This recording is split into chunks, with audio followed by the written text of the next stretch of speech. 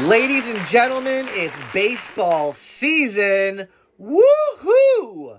Players are arriving at spring training complexes in Arizona and Florida, and every club will hold its first pitchers and catchers workout before the end of this week. Full squad workouts will soon follow. Spring training games are not too far behind that, and regular season action will be here in a blink. To help you get ready for the start of the 2025 MLB season, here's a look at one key spring training storyline for each National League team. The Atlanta Braves. When will Ronald Acuna Jr. and Spencer Strider return?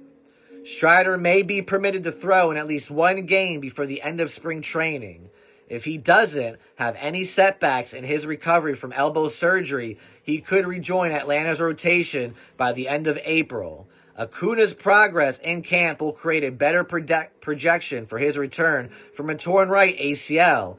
But for now, it looks like the 2023 NL MVP may be sidelined until at least mid-May. The Braves want to avoid the lingering effects the outfielder dealt with after he returned from a torn ACL in 2022.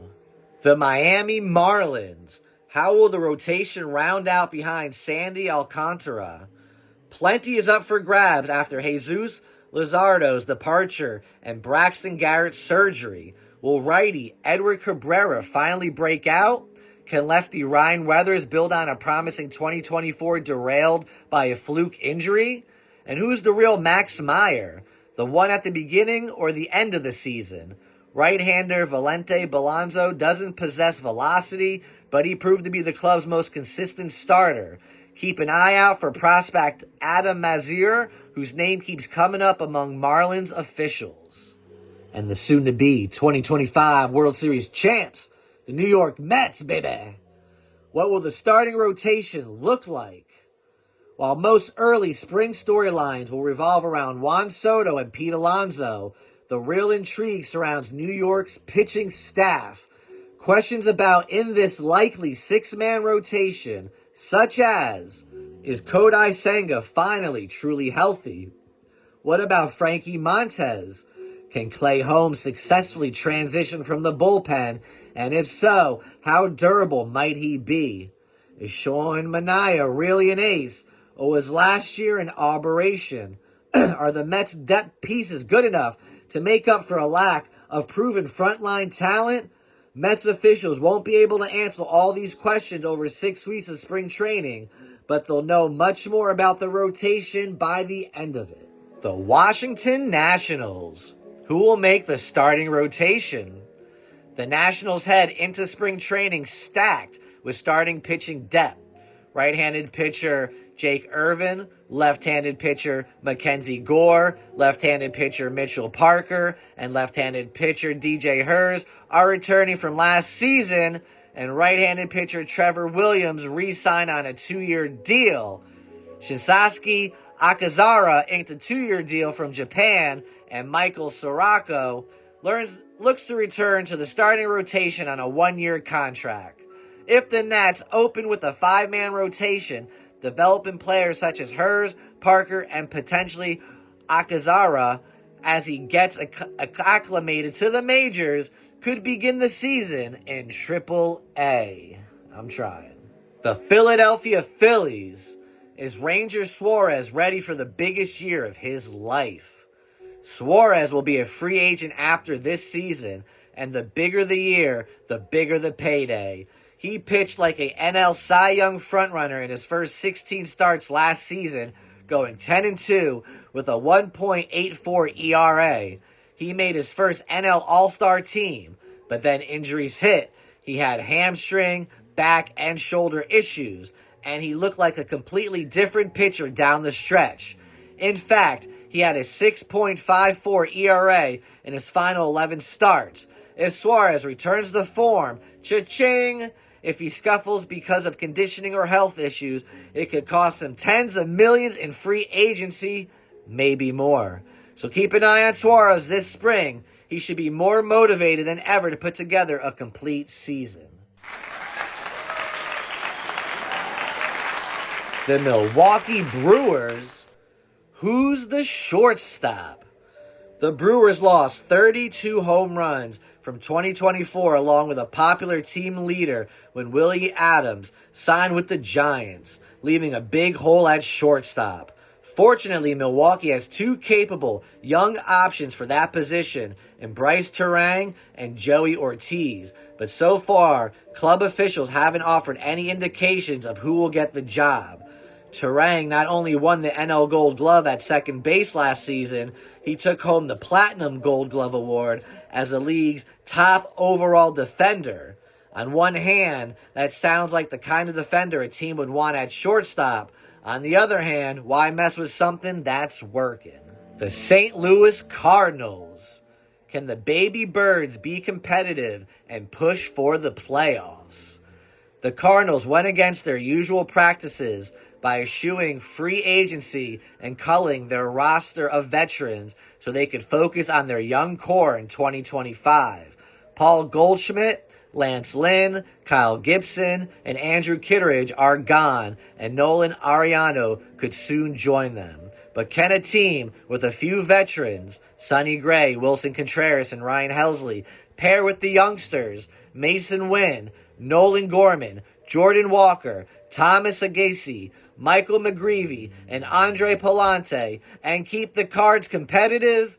Big bounce-back seasons from Gorman and Walker would help tremendously. The Chicago Cubs. Kyle Tucker and Ryan Pressly address major needs. The Northsiders were one of the baseball's most active teams this offseason, and twice teamed up with the Astros on a headline-grabbing trade. First, the Cubs reeled in star outfielder Kyle Tucker to add a legitimate offensive threat to the heart of the lineup. Chicago later acquired veteran reliever Ryan Pressly, bringing an experienced late-inning arm for the closer's role. They will arrive to camp as major additions for a Cubs team hoping to climb back atop the division in 2025. The Pittsburgh Pirates. Does the pitching staff look up to task? There's a lot riding on the Pirates' young staff, and it's hard seeing them competing this season if their starting rotation isn't one of the best in baseball. Paul Skeens, Mitch Keller, and Jared Jones are a solid 1-2-3, but eyes will be on Johan Oviedo as he comes back from Tommy John surgery, and top prospect Bubba Chandler as he approaches the majors. The Cincinnati Reds. Which infielders play where? There are more infielders than available places to play, and most of them can play multiple positions. While Elly De La Cruz is likely the shortstop, he could also play third base. Matt McLain is an easy option projection for second base, but could also play shortstop or even center field. Gavin Lux played only second base last season for the Dodgers, so where he will play with Cincinnati, we don't know. Yeimer Candelario and Spencer Steer could both work at either third base or first base. Noelvi Marte, who had a poor 2024, will be trying to show he belongs at third, while Christian Encarnacion Strand seeks to regain first base after a rough first month of last season and being shut down by a hand injury in May. That's a lot of puzzle pieces with different fits.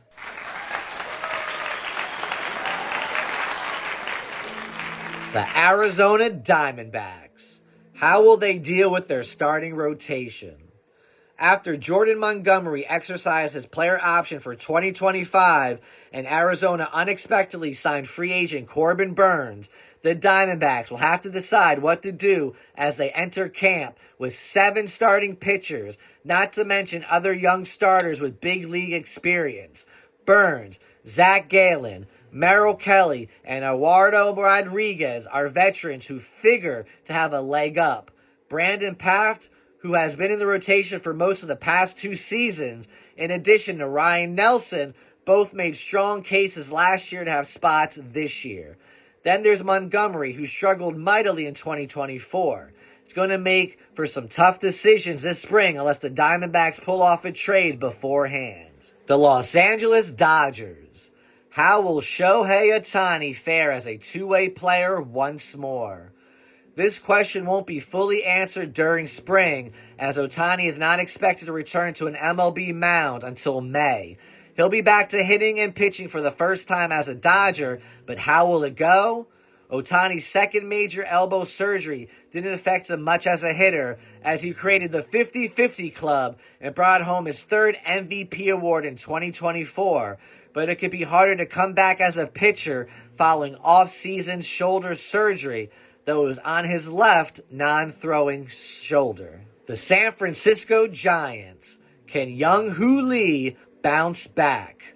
Lee was the Giants' biggest free agent addition last offseason, but he appeared in only 37 games before suffering a season-ending right shoulder injury in May. Lee is expected to be full go for spring training and should slot back in at center field and possibly be the leadoff spot, where the Giants still believe he could be a dynamic offensive force due to his elite contact skills. San Francisco will be counting on most of its improvement to come from within, so a breakout season from Lee would go a long way towards bolstering the club's chances of staying competitive in 2025. The San Diego Padres. Another spring shakeup? The Padres' 2024 postseason roster featured 12 players who weren't on their roster at the start of spring training. That was the product of a flurry of transactions, some of which came in season, but a handful of those came during camp, including the addition of Jurickson Profar and a trade for Dylan Cease. After a relatively quiet winter, the Padres could again be headed for a busy spring. They have a glaring need in their rotation, and trade rumors, particularly around Cease, have been swirling lately. The Colorado Rockies. How healthy will Kris Bryant be in 2025? By all reports, Bryant has adhered to a program designed to help him avoid the injuries, primarily to his back, that have marred his first 3 seasons under a 7-year, $182 million contract. Flexibility and core strength are in. Any kind of bulky lifting is out. The Rockies figured to keep his early participation in Cactus League games light, but when the season arrives, he will have to be healthy enough to play the outfield on the road and designated hitter at home. The impetus for signing Bryant would deliver batting average, on-base percentage, and power while the team grew around him. But for too much of his tenure, the Rockies have had to find their way without him in the lineup.